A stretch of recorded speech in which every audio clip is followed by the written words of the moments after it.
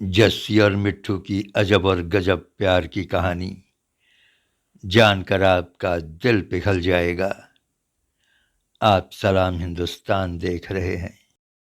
पहली नज़र में प्यार हो गया था, फिर टेलीफोन कॉल्स और पत्रों का सिलसिला शुरू हुआ और प्यार बढ़ता चला गया। घर वालों को रिश्ता पसंद नहीं था। दोनों ने भागकर शादी कर ली। कुछ दिनों बाद जब इस राज पर से पर्दा हटा तो क्या हुआ होगा, ये आप अंदाज लगा सकते हैं। ये आपका चैनल है, इसे सब्सक्राइब करें। 18 साल 9 महीने के लंबे अंतराल के बाद मलकीत कौर और सुरजीत सिंह को कनाडा से भारत प्रत्यर्पित कर दिया गया है। जगरांव पंजाब के रहने वाले सुखविंदर सिंह उर्फ मिट्ठू के अथक प्रयास के बाद अपनी पत्नी के कातिलों को कनाडा से भारत प्रत्यर्पित करवाने में सफलता पाई है। वो अपने पत्नी के कातिलों को फांसी पर चढ़ता देखना चाहते हैं। अपनी पत्नी के कत्ल के बाद आज तक मिट्ठू ने शादी नहीं की। आज भी बात करते करते उनकी आंखों में आंसू आ जाते हैं। वो रो पड़ते हैं, बिलख पड़ते हैं। नवंबर 1994 की बात है। ठंड पड़ने लगी थी। मिट्ठू अपने दोस्त के साथ घर जाने के लिए जगरांव के कमल चौक के टेम्पो स्टैंड पर खड़ा था। तभी एक खूबसूरत सी लड़की अपनी माँ और मामी के साथ एक टेम्पो पर आकर बैठती हैं।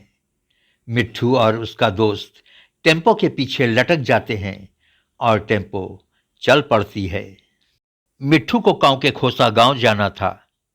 लड़की, जिसका नाम जस्सी था, वो अपनी माँ और मामी के साथ गांव के खोसा गांव के उसी स्टॉप पर उतरती हैं। मिट्ठू एक साधारण परिवार का बंदा था और कबड्डी का खिलाड़ी था, जबकि जस्सी एक प्रभावशाली परिवार की बेटी थी। चांस की बात है कि जस्सी का ननिहाल, जो कि एक आलीशान कोठी थी, उसका पिछला दरवाजा मिट्ठू के कच्चे मकान की ओर खुलता था। आए दिन आंखें चार होने लगीं और धीरे धीरे ये आमना सामना प्यार में बदल गया और दोनों किसी जान पहचान वाले के यहाँ बराबर मिलने लगे और प्यार परवान चढ़ता गया। अरबपति परिवार की एक खूबसूरत लड़की कनाडा की रहने वाली थी।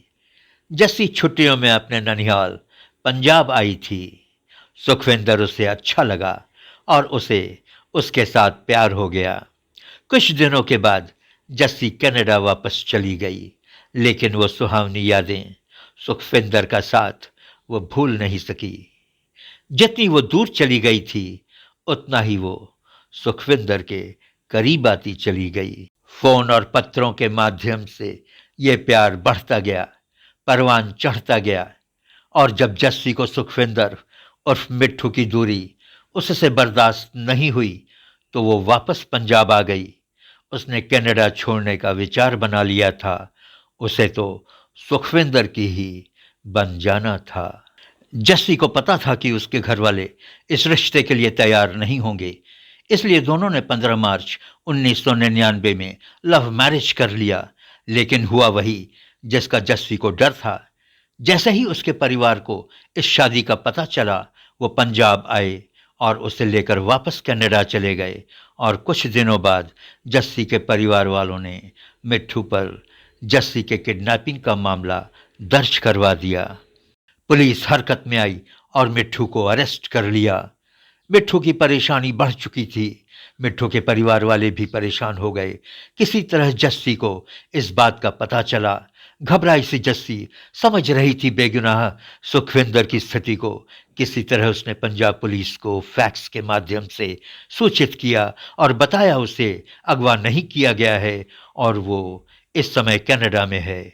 उसने पुलिस को यह भी बताया कि वो बालिग है और अपनी खुशी से उसने सुखविंदर से शादी की है। लेकिन पुलिस ने मिट्ठू को नहीं छोड़ा। कनाडा पुलिस की सहायता लेते हुए जस्सी 2000 में भारत आई और पुलिस के चंगुल से किसी तरह मिट्ठू को छुड़वाया। इसके बाद दोनों साथ रहने लगे। 20 मई 2000 के दिन मिट्ठू और जस्सी स्कूटर से मालेरकोट लेके गांव नरीके से लौट रहे थे। रास्ते में एक सुनसान जगह पर हथियारों से लैस करीब 7 लोग उन दोनों पर टूट पड़े। मिट्ठू को मरा समझ उसे सड़क के किनारे फेंककर घायल जस्सी को वो दरिंदे अपने साथ उठा ले गए। जस्सी के माँ के लाख समझाने पर भी जब जस्सी कनाडा वापस लौटने के लिए तैयार नहीं हुई तो उसके मामा के इशारे पर जस्सी को सदा के लिए उन कातिलों के द्वारा मौत की नींद सुला दिया गया। मिट्ठू और सुखविंदर कातिलों के घातक हमले से तो बच गया, लेकिन जस्सी बेचारी मारी गई। इस कत्ल की सुपारी का आरोप जस्सी के कनाडा में रहने वाली माँ मलकीत कौर और मामा सुरजीत सिंह विदेशा पर लगा। हत्या के आरोप में संगरूर की अदालत ने 7 में से 5 को उम्र कैद और 2 को 7-7 साल की सजा सुनाई, लेकिन जस्सी की माँ और मामा कनाडा में होने की वजह से पुलिस की पकड़ से बचे रहे। लेकिन ब्रिटिश कोलंबिया की अदालत ने उन दोनों को भारत प्रत्यर्पित करने का फैसला किया और इस समय दोनों भारत की जेल में हैं।